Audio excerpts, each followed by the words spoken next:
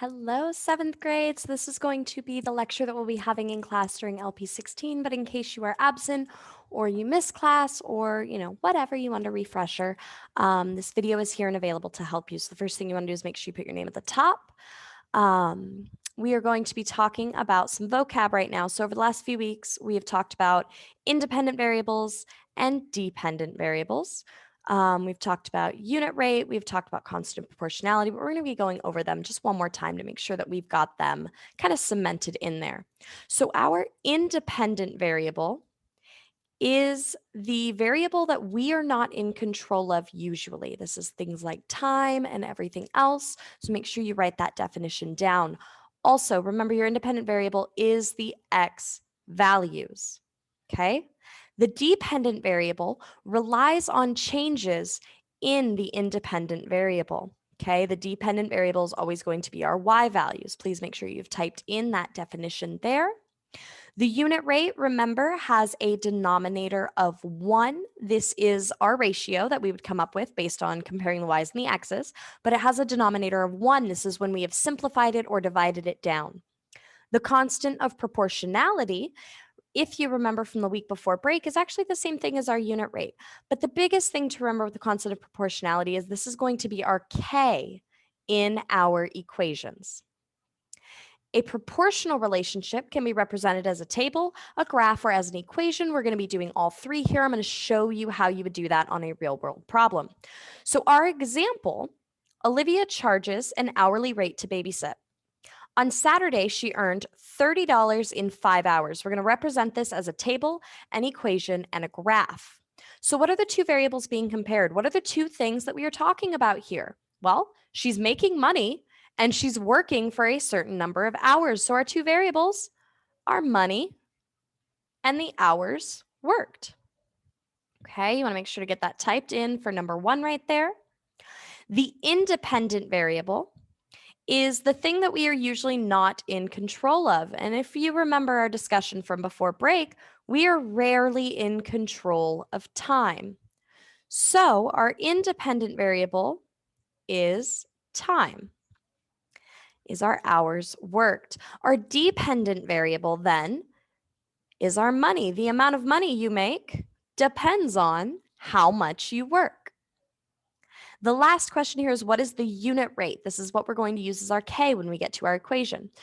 Got a big hint here. Take a y value, divide it by the matching x value, and that's going to be your unit rate. So if I took my 30 divided by 5, we find out our unit rate here is $6 per hour. Okay, so that's going to be it for our first page here. The second page actually has us breaking down and making our table, our graph, and our equation. So our table, we're going to fill it out, right? If she works for 0 hours, she's going to make $0. She works for 1 hour. We just found out our unit rate. 1 hour is going to be $6. 2 hours, keep following that. Plus 6 is 12. 3 hours, 3 times 6 is 18. 4 hours, she's going to make $24. 5 hours, she's going to make $30. Okay, and all you got to do is fill out the table following the pattern. Now we want to graph our points. The first thing we need to do is make sure we have labeled the axes on our graph. So this is our y-axis, this up and down axis over here. And if we remember from page 1, our y value is the amount of money she has made. Okay, and if you ever need to resize your text box, just go ahead and resize it. The x-axis down here at the bottom is the number of hours she worked. Remember that from the first page. Okay. Boom, done. I labeled my graph. Now you'll notice on this graph, this is a 10 by 10. So I've got 0, I've got 1 hour, 2 hours, 3 hours, 4 hours, 5 hours. We could keep going, but we really only need to go up to 5 right now. But over here, I can see my numbers get bigger than 10. So we're going to have to do what's called a scale on this graph. So I'm going to make each of these lines worth 3. So if we go up, we got 3, 6, 9, 12, 15. 18, 21, 24, 27, and 30. We can just quickly scale our graph. So now we want to graph our points. Okay, we got the first point. We're going to grab it over, and it goes right at 0, 0. If she works 0 hours, she makes $0. 1 hour, she's going to make $6. So I'm going to come over here to my 1 hour, go on up to $6. 2 hours, we've worked 12 hours. We're going to go, or we've made $12. We're going to go ahead and graph that. We're just going to drag all our points over until they're in the right spots. At 3 hours, she makes $18. At 4 hours, she makes $24. And at 5 hours, she makes $30. So now you can see we've got our lovely little linear equation here. It is graphed. It is our proportional relationship. The last thing we want to figure out is our equation.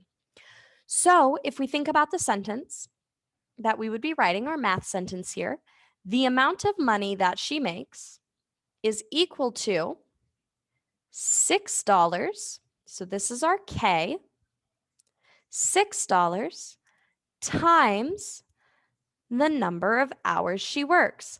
Boom, there's your equation, y equals 6x. And if we want to test it and make sure it works, we can plug in any number, right?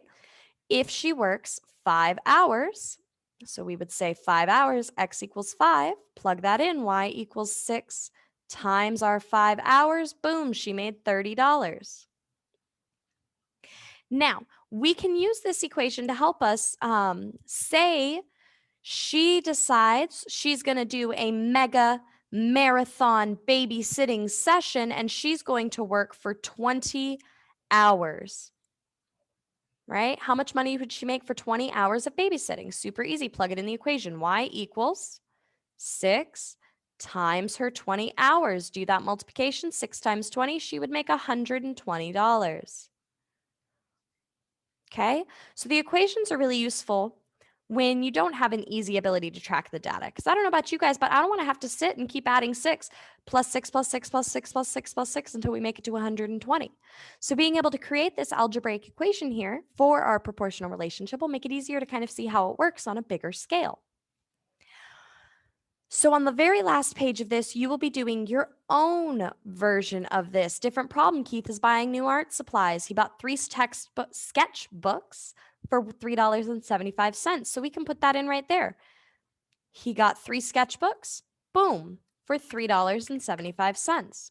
You want to figure out your unit rate, figure out what K is, fill out the rest of this table, graph your points, and write that equation. All right, please do not leave this page blank. It is your responsibility to get it completed. All right, good luck, everybody. Let me know if you need additional support on this. Office hours are on Monday and Wednesday from 1 to 3.